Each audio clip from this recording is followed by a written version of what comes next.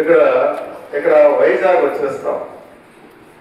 కాబట్టి వస్తా ఉంది. సరే, విద్యార్థుల్లో మీలో ఆ పని చేయడానికి, ఆ సంస్థలో పని చేయడానికి, క్వాంటమ్ వ్యాలీలో కానీ లేకుంటే మన వైజాగ్ లో రాబోతున్న గూగుల్ సంస్థలో కానీ పని చేయడానికి అవసరమైన నైపుణ్యాలు కలిగినటువంటి విద్యార్థుల్ని తయారు చేయాలి.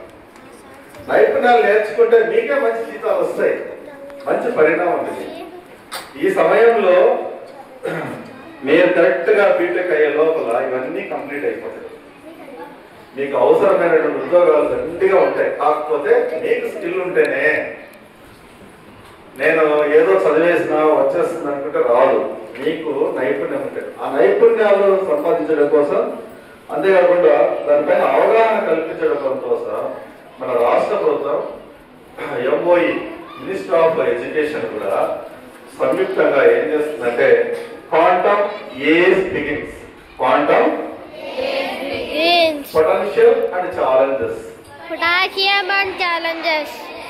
దీని పొటెన్షియల్ ఒక అంశంలోనే కాదు, హై పొటెన్షియల్. ఉదాహరణకు ఫార్మాక్యూటికల్స్ అని చెప్పాను కదా, ఫార్మాక్యూటికల్స్ ఒకటే కాదు, నువ్వు ఇన్ఫర్మేషన్ ని ఒక చోటు నుంచి ఇంకో చోటికి ట్రాన్స్ఫర్ చేయడానికి వితౌట్ హ్యాకింగ్, ఎవరు హ్యాక్ చేయకుండా చేయడానికి మనం ఇక్కడ క్వాంటమ్ మెకానిక్స్ ఉపయోగిస్తాం. అలాగే ఆస్ట్రో ఫిజిక్స్ లో అస్ట్రానమీ గురించి తెలుసుకోవడానికి, అంటే బ్లాక్ హోల్ అని మీకు విని ఉంటారు. ఎవరికైనా తెలుసా బ్లాక్ హోల్? బ్లాక్ హోల్ తెలీదా? ఎలా ఏర్పడుతుంది బ్లాక్ హోల్?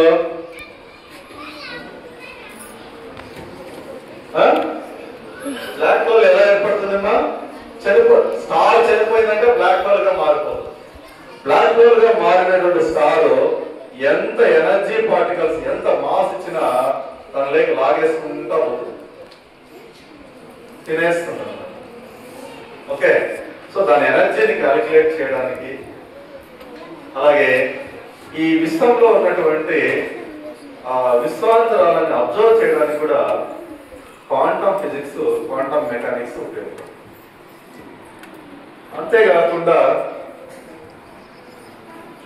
మనం ఈ మధ్య ఈ శాటిలైట్స్ తయారు చేస్తున్నారు కదా, శాటిలైట్స్ తయారు చేయడంలో నానో టెక్నాలజీ వాడతారు.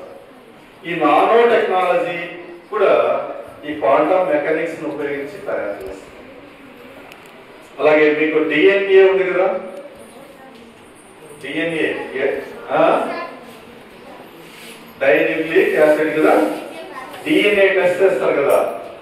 ఆ డిఎన్ఏ టెస్ట్ బాగా అనాలిసిస్ చేయడానికి, డీప్ అనాలిసిస్ చేయడానికి క్వాంటమ్ మెకానిక్స్ వాడతాం. సో ఫిజిక్స్ లో వాడతాం, బయాలజీలో వాడతాం, బయోకెమిస్ట్రీలో వాడతాం, హెల్త్ సంబంధించి వ్యాక్సిన్స్ తయారు చేయడంలో వాడతాం, అన్ని రంగాల్లోన. ఇంకా మిషన్ లెర్నింగ్ లో కూడా వాడతాం. అంటే మిషన్స్ దానంతట అదే పనిచేస్తాయి. మనం ప్రోగ్రామింగ్ చేస్తే దానికి ఈ మధ్య కూడా వచ్చాయి. చెక్క మీద ఒక బొమ్మ చెక్కాలనుకోండి, ప్రోగ్రామింగ్ చేసి ఇచ్చేసామనుకోండి, దానికి అదే చెక్కేస్తుంది. మిషన్ లెర్నింగ్ అంటాం. సో ఇలా అన్ని అంశాల్లోన ఈ క్వాంటమ్ మెకానిక్స్ ఇంక్లూడ్ అయిపోయింది. సో క్వాంటమ్ మెకానిక్స్ ఎప్పుడైతే ఇంక్లూడ్ అయిపోయిందో, ఇప్పుడు దానికి తగినటువంటి కొన్ని ఛాలెంజెస్ ఉన్నాయి. ఏంటి? సరే, ఇది ప్రాబబిలిటీ యాంప్లిట్యూడ్, ప్రాబబిలిటీ పైన బేస్ చేసుకొని పనిచేస్తుంది. మాక్సిమం ప్రాబబిలిటీ రీచ్ అవడానికి కోర్ టీమ్ అవసరం. అంటే ఒక తెలివైనటువంటి మంచి టీం అవసరం. అది సబ్జెక్ట్ మీద మంచి అవగాహన కలిగి క్రియేటివ్ నాలెడ్జ్ ఉన్నటువంటి వ్యక్తులకు ఇది